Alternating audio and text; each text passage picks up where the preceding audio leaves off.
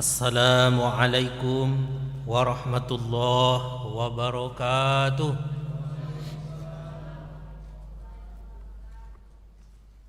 Pagi hari menarik pukat, dapat banyak ikan tenggiri. Kalau salam belum dijawab dengan semangat, mari kita ulangi sekali lagi. Assalamualaikum warahmatullahi wabarakatuh.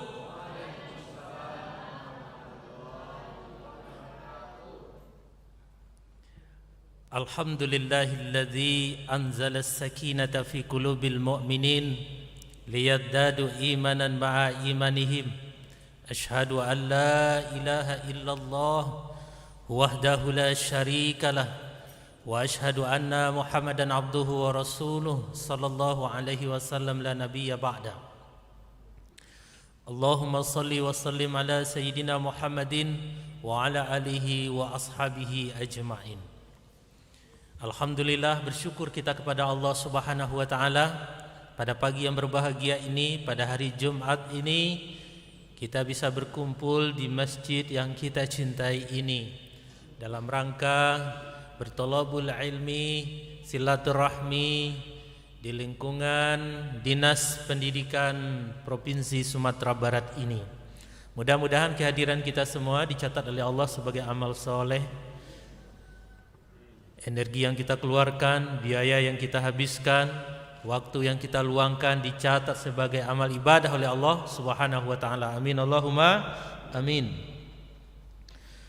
Salawat dan salam senantiasa kita hadiahkan buat junjungan kita Nabiullah Muhammad sallallahu alaihi wasallam. Allahumma salli ala sayyidina Muhammadin wa ala alihi wa ashabihi ajmain. Sungguh kelak di yaumul qiyamah akan sangat kita tunggu-tunggu syafaat dari baginda Nabi sallallahu alaihi wasallam, di mana ketika itu tidak ada nabi, tidak ada rasul yang bisa memberikan syafaat kepada umatnya kecuali Rasulullah Muhammad sallallahu alaihi wasallam. Alhamdulillah, kita bersyukur terlahir sebagai umat Nabi Muhammad sallallahu alaihi wasallam. Yang sama-sama kita hormati Bapak Kepala Dinas, Bapak-bapak, Ibu-ibu, pejabat eselon 3, eselon 4, Bapak-bapak, Ibu-ibu, Kepala Bidang, Bapak-bapak, Ibu-ibu, hadirin wal hadirah yang hadir pada saat ini, yang insya Allah kita semua dicintai dan diridhoi oleh Allah Subhanahu wa ta'ala. Begitu pula salam untuk para guru kami, para guru saya di seluruh Sumatera Barat. Salam cinta dan takzim untuk kita semua. Semoga para guru kita senantiasa diberi kesehatan, senantiasa diberi kemudahan, semangat dalam membina generasi muda Sumatera Barat yang kita cintai ini. Bapak Ibu, bagaimana kabarnya Bapak Ibu? Sehat semua? Alhamdulillah, dalam keadaan berbahagia Bapak Ibu, berkecukupan semua insyaallah. Insyaallah yang lebih utama adalah dalam keadaan beriman kepada Allah Subhanahu wa taala.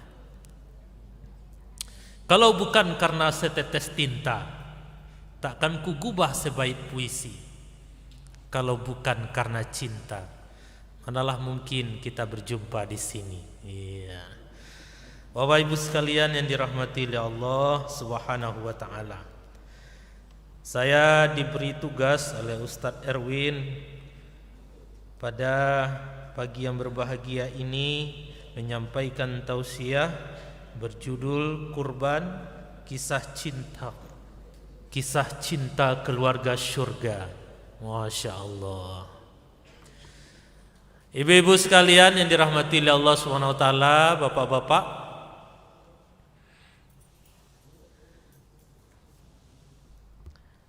kurban, insya Allah kita semua di sini ikut berkurban ya tahun ini, ya Pak, ya Bu. Kita tidak tahu tahun depan kita masih ada di sini, jangan-jangan sudah di sana. Insya Allah. Kurban itu diambil dari kata kuroba yang maknanya adalah dekat. Maka orang yang berkurban adalah orang yang berikhtiar mendekatkan diri kepada Allah Subhanahu wa taala. Menurut ulama Sufi, para Sufi ini, kurban itu secara lahiriah kita memang memotong hewan, tetapi sesungguhnya kita tengah memotong watak kehewanan, kebinatangan yang ada di dalam diri kita. Di antaranya adalah rakus, tamak, mengutamakan syahwat, sombong, dan lain-lain sebagainya. Itu yang dipotong menurut para ulama Sufis. Apa korelasinya dengan keluarga? Kalau kita berbicara korelasi dengan keluarga, maka kita akan kembali kepada sebuah ayat yang insya Allah kita selalu mendengar di momentum Idul Adha, Idul Kurban, di mana ayatnya berbunyi ketika Nabi Ibrahim alaihissalam berkata kepada anaknya, "Ya bunayya, wahai ananda, wahai anakku, inni ara fil manam, dalam mimpi aku melihat, anni azbahuka, aku menyembelihmu. Fanzur madza tara, pikirkanlah apa pendapatmu." Maka Ismail menjawab, yang usianya ketika itu belasan tahun, "Ya abatif al ma tu'maru, wahai ayahanda,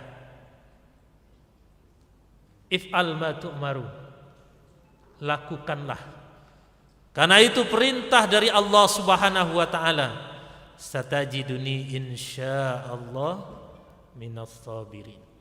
Maka insyaallah engkau akan mendapatiku sebagai orang yang bersabar. Bapak Ibu sekalian yang dirahmati oleh Allah Subhanahu wa taala, Pak, Bapak tiba-tiba bilang ke anakku, aku bermimpi. Dalam mimpi aku menyembelihmu. Apa pendapatmu? Keci anak. Alhabi ube abak. Gak duit masih kosong tuh Pak.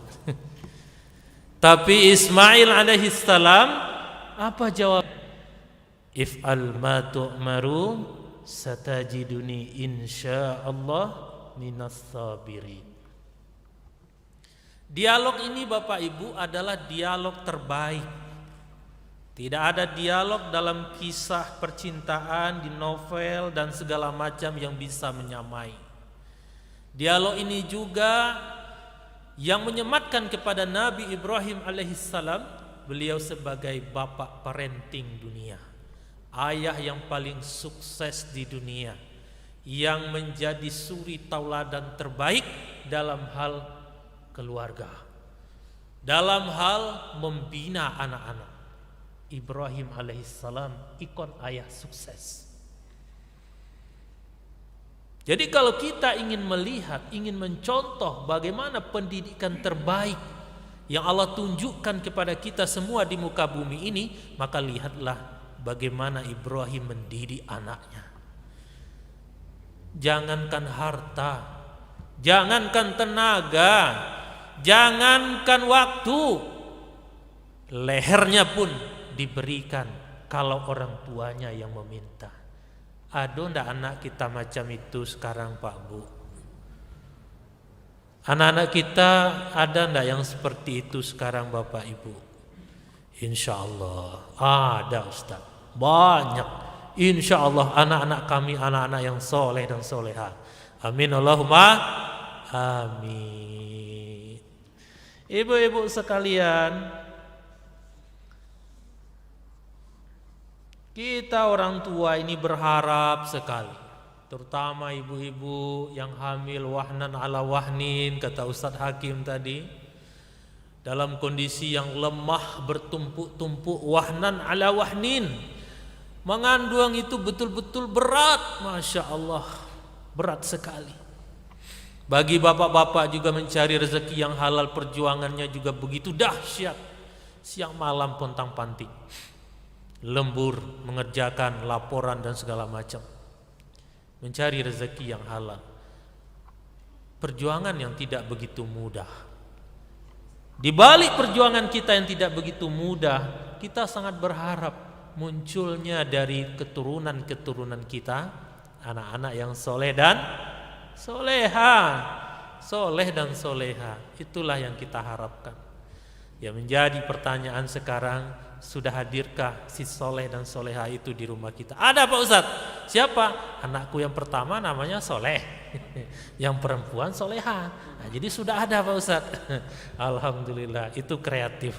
Bapak Ibu yang sangat kreatif. Tidak perlu menunggu Soleh dan Soleha dulu, sudah dikasih nama Soleh dan Soleha. Nah, Bapak Ibu sekalian yang dirahmati Allah Subhanahu Wa Taala, apa rahasia yang diajarkan oleh Nabi Ibrahim alaihissalam dalam membina anak-anaknya? Nah, ini yang penting ini. Ini yang penting. Apa rahasianya? Yang pertama, kita kenal dengan 4K. K yang pertama, kedekatan. Membangun kedekatan hati dengan anak-anak. Jadi orang tua itu harus harmonis dengan anaknya. Orang tua itu harus tercipta suatu kondisi di mana anaknya menghormati, menghargai dan menyayangi dirinya. Makanya Bapak Ibu, tadi di ayat yang pertama Ibrahim berkata kepada anaknya menggunakan kata ya bunayya, wahai anakku, wahai ananda. Tidak ada kata wahai Ismail, ya Ismail, bukan. Ini pelajaran buat kita. Jadi ibu-ibu, bapak-bapak kalau memanggil nama anak, kalau memanggil anak, maka panggillah dengan panggilan anak, anakku. Nak, bagaimana kabarnya? Nak, sudah sholat belum? Nak, bagaimana tadi acaranya? Nak atau Ananda? Ananda, ayo ke sini, mari ke sini. Itu lebih menyentuh secara psikologi, ya, ketimbang ibu menyapa namanya Ismail, namanya Aldi, namanya Rudi. Itu lebih baik wahai anakku kemarilah, hai anakku kemarilah, nak kemarilah. Nah, itu lebih baik. Itu kata sapaan. Bagaimana kita menyapa anak saja itu sangat mempengaruhi kondisi batinnya. Maka ini kunci pertama, membangun kedekatan. Kedekatan itu rahasianya membangun narasi-narasi positif dalam keluarga kita. Setidaknya dalam memanggil. Kalau bapak ke istri panggil ayang bebek, kalau ibu ke anak panggil Ananda, anakku sayang. Begitu Ibrahim mengajarkan, ya bunayya, wahai anakku. Kemudian Ismail pun memberikan jawaban, ya abati. Abati, kata ulama, panggilan ke ayah itu dibagi menjadi 3. Yang pertama abi. Abi itu maknanya juga ayah. Ayah, tapi itu lebih kepada penghormatan. Jadi hormat, sapaan hormat abi, ayah. Yang kedua buya. Buya itu maknanya juga ayah. Jadi kalau gubernur kita Buya Mahildi, jadi kita panggil ayah ke beliau. Buya itu maknanya juga ayah. Buya itu sapaan sayang. Dan yang ketiga abati. Pada abati ini terkumpul kedua-duanya, abi dan buya. Sapaan untuk ayah di mana anak menghormati dan menyayangi ayahnya. Sehingga disapalah, dipanggillah ayahnya dengan abati. Ya abati, wahai ayahku yang kuhormati dan yang kusayangi. Jadi luar biasa. Jadi ibu, bapak, lihat pada dialog tadi. Ayah memanggil anaknya dengan wahai anakku. Si anak membalas, wahai ayahku yang kuhormati dan yang kusayangi. Ya abati. Artinya apa? Ayah dan anak sangat harmonis. Padahal Bapak Ibu, kalau kita baca di dalam Al-Quran, di dalam banyak asar dan tarikh, maka kita akan tahu ketika Ismail lahir, ketika Ismail lahir, turun perintah dari Allah untuk mengantarkan Hajar dan anaknya Ismail dari Palestina ke Mekah Al-Mukarramah. Tinggallah di sebuah gurun yang tandus, diantar. Tinggallah Hajar bersama anaknya semata wayang di sana. Dibuatkan pondok kecil, tidak ada air, tidak ada tanaman, tapi itu perintah dari Allah. Ibrahim pun bingung sebetulnya, tapi ini perintah dari Allah. Sami'na wa ata'na. Aku dengar dan aku taat. Ini Ibrahim. Bapak Ibu, Palestina dengan Mekah Al-Mukarramah, Masjidil Haram sekarang, menurut teman saya yang pernah melakukan perjalanan, kalau naik bis dari Palestina ke Mekah Al-Mukarramah 2 hari semalam, perjalanan Padang ke Semarang. Kebetulan saya dulu lama di Semarang. 2 hari semalam kalau naik bis.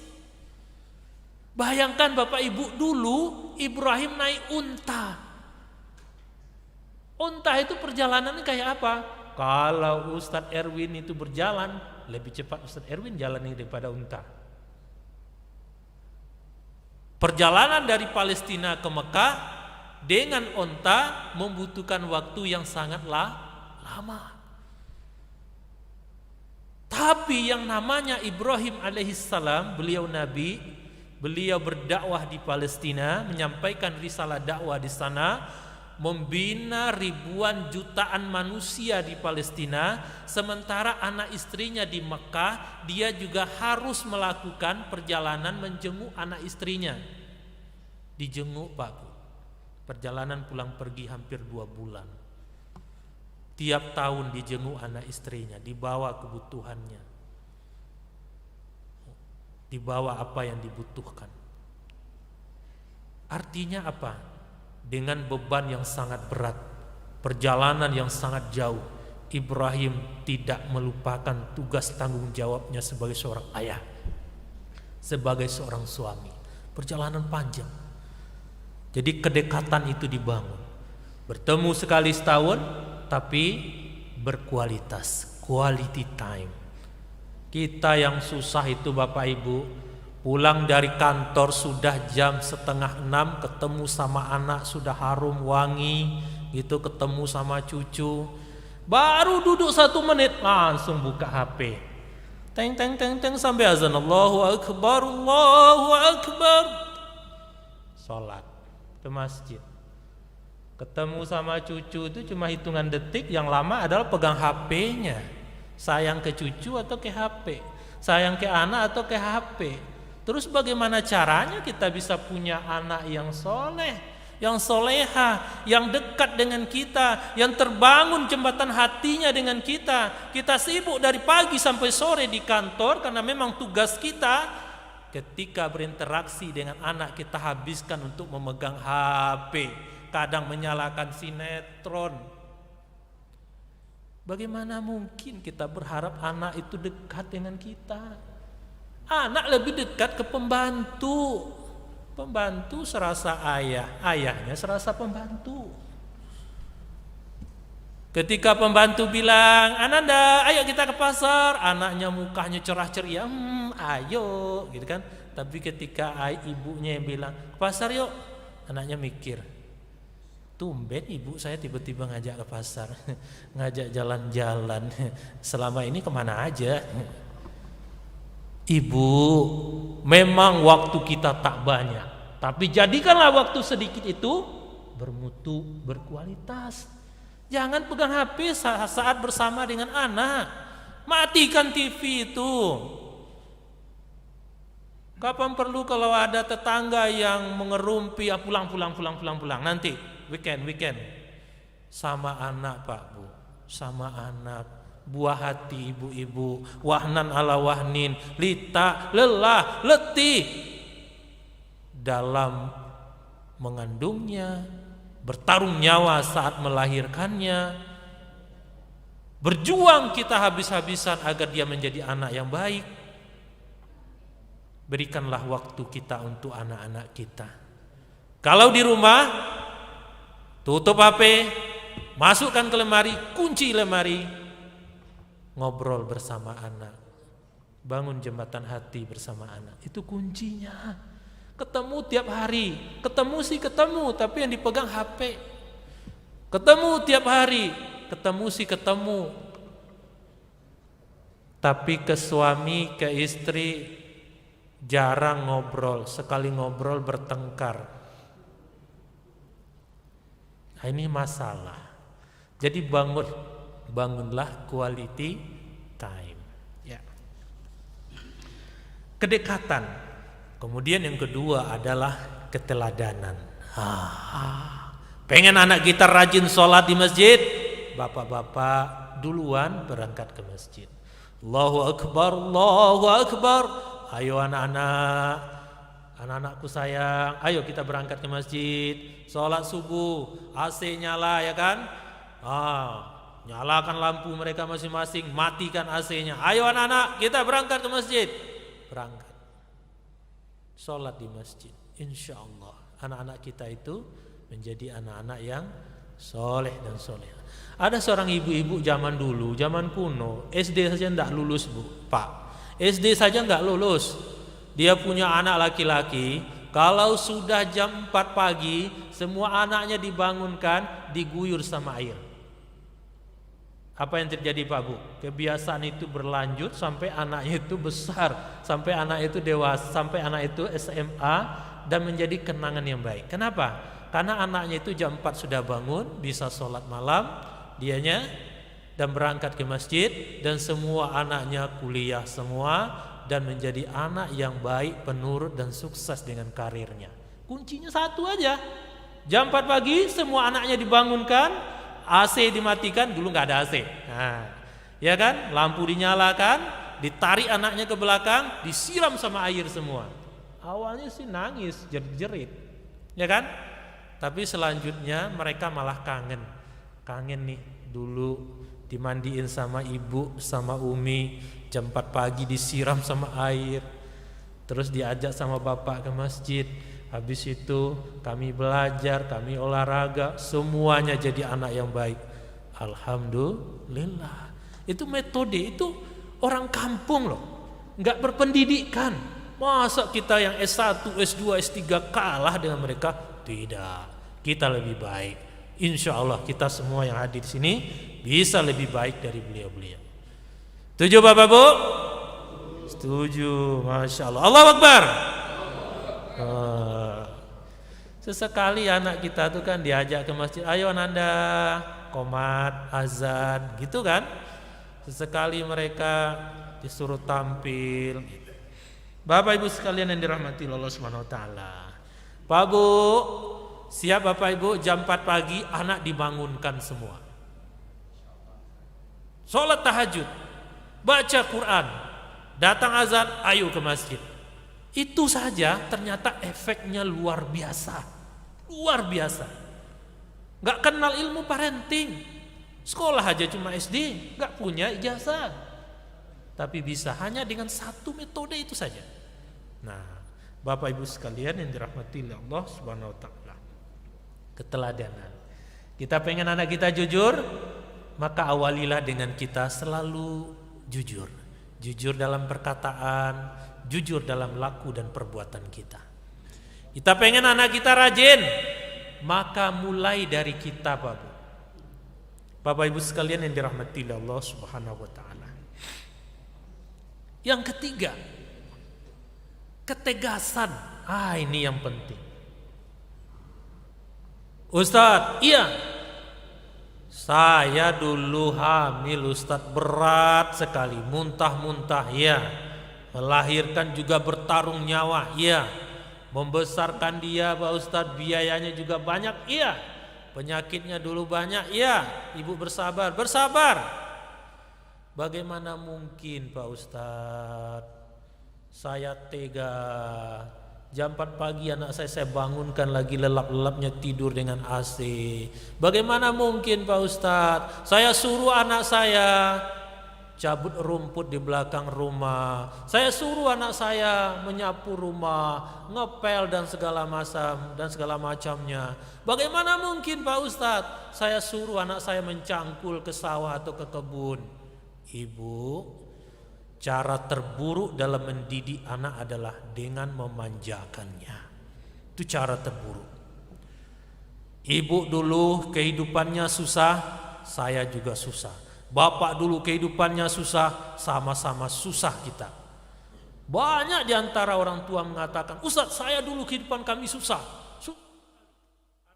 Itulah, saya tidak mau anak saya merasakan hal yang sama. Ini cara berpikir yang sangat keliru. Karena ibu bapak dulu kehidupannya susah, terus bapak ibu bilang anak saya harus mewah, anak saya harus senang. Itu metode pendidikan yang sangat keliru. Nabi Ibrahim alaihissalam tidak mengajarkan hal demikian. Ibrahim lewat istrinya Hajar menjadi madrasatul ula bagi anaknya, mendidik dia menjadi laki-laki yang tangguh. Ayahnya nengok cuma sekali setahun. Artinya apa? Anak laki-laki yang masih remaja ini punya beban yang cukup banyak. Dia harus berkebun, dia harus mengambil air, dia adalah pelindung bagi ibunya. Jadi bebannya begitu berat. Anak yang tumbuh dalam masa-masa krisis itu adalah anak yang akan kuat kelaknya. Kan di saat-saat krisis muncul orang-orang hebat. Iya. Di zona-zona yang tidak nyaman, di masa-masa yang tidak nyaman, bermuncullah orang-orang hebat. Nah, orang-orang hebat itu harus dibangun dalam rumah tangga kita. Ciptakan zona ketidaknyamanan. Kasih tanggung jawab anak kita itu. Jangan manjakan dengan makanan yang enak-enak, pakaian yang bagus-bagus, kendaraan yang bagus, semuanya serba ada. Harus didik dia untuk berjuang. Ada salah seorang pengusaha Cina yang sangat terkenal juga penulis. Saya pernah ikut pelatihan juga, Tung Desem Waringin, orang Cina. Apa yang dia tidak punya? Punya apa? Punya, semuanya dia punya. Tapi Bapak Ibu, anaknya yang masih SD, perempuan kelas 3 SD, ke sekolah bawa jambu klutuk. Tahu Ibu jambu klutuk? Hah? Jambak, tahu Ibu jambak? Jambak itu Pak Bu dibawanya ke sekolah, ditawarkan ke kawan-kawannya, jadi duit 5.000, 7.000, 10.000, ditabung, dicatatnya. Nanti sewaktu catur bulan, 4 bulan dulu 5 rapor sekali 4 bulan, nanti akan didata berapa penghasilan anaknya, dikasih reward. Sehingga apa? Anak ini mengerti bagaimana perjuangan mendapatkan uang. Makanya orang-orang Cina itu pintar masalah uang. Karena dia mendidik itu dari usia kecil. Nah, sebenarnya Bapak Ibu sekalian, di dalam Islam kita mendidik anak, tarbiyatul aulad itu justru bermula saat mencari calon istri. Proses pendidikan anak itu bermula diawali saat mencari calon istri. Jadi mendidik anak itu bukan saat dalam kandungan atau setelah lahir, enggak. Dalam Islam itu mulai dari memilih pasangan pun kita sudah ada di sana tanggung jawab untuk mendidik anak. Fazfarta bidzati din taribat syadaka. Kata Nabi, engkau kalau mencari istri, carilah yang soleha, yang bagus agamanya, maka engkau akan beruntung. Apa salah satu keberuntungannya itu? Darinya lahir anak yang soleh dan soleha. Nabi Lut kekasih Allah, anaknya kafir semua, kufur semua. Nabi anaknya kufur karena istrinya istri yang kufur juga. Nuh seorang kekasih Allah. Apakah Kan'an itu anak yang soleh? Tidak. Termasuk adik-adiknya tidak ada yang soleh. Semuanya itu ditelan oleh banjir. Kenapa seorang kekasih Allah punya anak yang demikian? Karena istrinya tidak soleha. Ibrahim alaihissalam, bapaknya seorang pembuat Tuhan. Tuhan dalam tanda petik ketika itu yang disembah oleh Namrud, patung Azar. Tapi Ibrahim punya ibu yang soleha, namanya Umailah. Jadi jangan main-main yang masih bujang-bujang ini kalau mau cari istri yang soleha. Kalau udah terlanjur gimana Pak Ustadz? Dibina, jangan dibinasakan, dibina. Mau tambah Pak Ustadz? Itu pandai-pandai ya Pak, saya ngomong sama ibu. Bapak Ibu sekalian yang dirahmati oleh Allah Subhanahu wa taala. Yang keempat, yang ketiga ketegasan. Pak, harus tegas, Pak. Kalau anak belum sholat itu ditanya, kamu udah sholat belum? Udah sholat belum? Belum, sholat.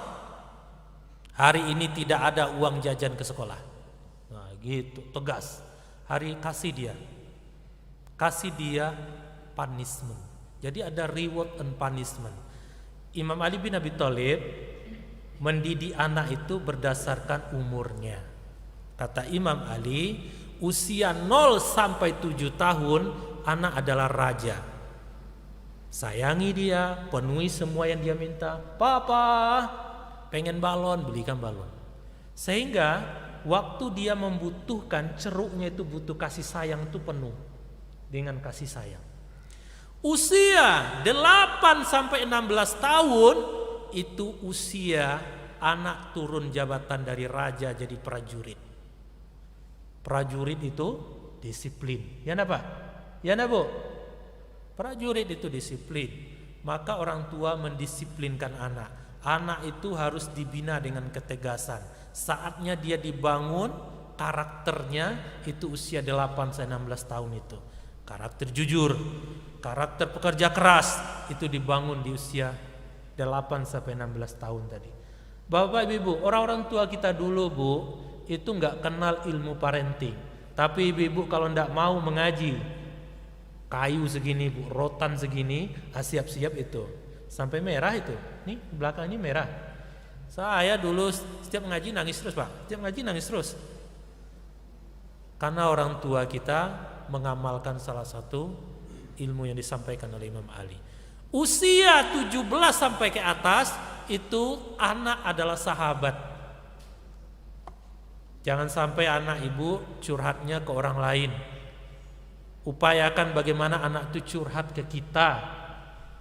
Tidak ada lagi pembatas antara anak dengan kita. Kalau ada masalah dia tanya, ayah saya ada masalah, ayah ini begini-begini. Nah, kalau kondisi seperti itu tercipta, berarti bapak-bapak, ibu-ibu sukses pada tahapan yang ketiga ini. Anak itu sahabat. Kalau bapak-bapak mau keras, pangkal lengannya lebih besar dari pangkal lengan bapak. Badannya lebih tegap dari bapak. Nah, ibu-ibu juga begitu. Anak gadisnya badan udah besar. Maka pada usia 8 sampai 16 tahun itu 17 sampai ke atas itu anak adalah sahabat. Jadikan dia sahabat. Bapak Ibu sekalian, terakhir saya ingin, masih ada waktunya Sa? Oh, sedikit lagi. Bu, Ibu, anak itu, setiap anak itu seperti botol kosong. Anggap ini botol kosong Pak Bu. Orang tuanya lah yang akan mengisi air putih.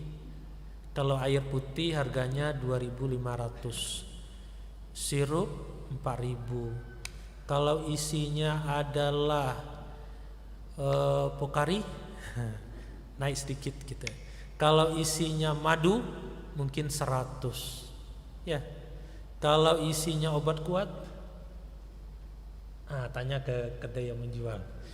Kalau isinya butiran emas, harganya lebih mahal. Artinya apa? Anak itu kita yang menentukan kualitasnya. Ibu mau jadikan dia itu pribadi macam apa, itu kembali ke kita. Kembali kepada satu kedekatan dengan anak. Yang kedua tadi adalah keteladanan. Yang ketiga adalah ketegasan. Yang keempat kesungguh-sungguhan. Sungguh-sungguh enggak kita? Sungguh-sungguh enggak kita? Bu, Pak, pernah enggak ibu berdoa seperti Nabi Ibrahim berdoa? Apa doa Nabi Ibrahim yang 86 tahun beliau memohon kepada Allah minta anak?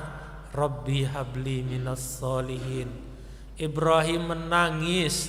Ibrahim matanya bercucuran ini, keluar air membasahi pipinya. Itu Nabi Ibrahim, kekasih Allah. Kalau minta sama Allah tuh sampai nangis. Rabbi habli minas solihin. Setiap sholat malam mau berbuka sahur, beliau berdoa Rabbi habli minas solihin. Ya Allah, karuniailah kami anak yang soleh, karuniailah aku anak yang soleh. Ibu berdoa untuk anak pernah enggak sampai menangis? Pernah, Bu? Pernah, Pak Ustadz. Jangan ditanya. Ibu-ibu dinas pendidikan pernah. Bapak, pernah enggak Bapak berdoa sampai menangis agar diberi anak yang soleh, agar anak-anak dari bapak-bapak itu anak-anak yang baik, yang menghargai, yang menghormati, yang mencintai kita? Pernah enggak? Pernah enggak? Sampai sesegukan kita menangis. Rabbi habli. Ya Allah, karuniailah anak yang soleh, jadikanlah anakku ini anak yang baik, berbakti kepada kedua orang tua. Pernah enggak kita berdoa? Nah, kalau belum pernah, cobalah sehabis ini. Anak saya udah punya anak pula, Pak Ustaz. Enggak apa-apa. Tanggung jawab orang tua itu panjang. Tanggung jawab kita kepada anak laki-laki kita tuh panjang. Selagi kita masih hidup, kita punya tanggung jawab kepada dia. Jadi kesungguh-sungguhan. Kadang kita tuh enggak sungguh-sungguh minta sama Allah. Nabi aja bersungguh-sungguh, kita manusia biasa enggak sungguh-sungguh. Lah gimana caranya? Gimana bisa punya anak yang soleh seperti sesoleh Ismail? Ini sesuatu yang di luar logika kita. Nah, jadi itu kiranya mungkin Bapak Ibu sekalian yang dirahmati oleh Allah Subhanahu wa taala yang dapat saya sampaikan. Saya mendoakan semua anak-anak kita. Semua anak-anak kita yang belum soleh jadi anak yang soleh. Yang belum soleha jadi anak yang soleha. Semua anak-anak kita menjadi qurrata ayun, penyejuk mata dan hati kita semua di dunia dan penolong bagi kita di akhirat. Wabillahi taufiq wal hidayah. Assalamualaikum warahmatullahi wabarakatuh.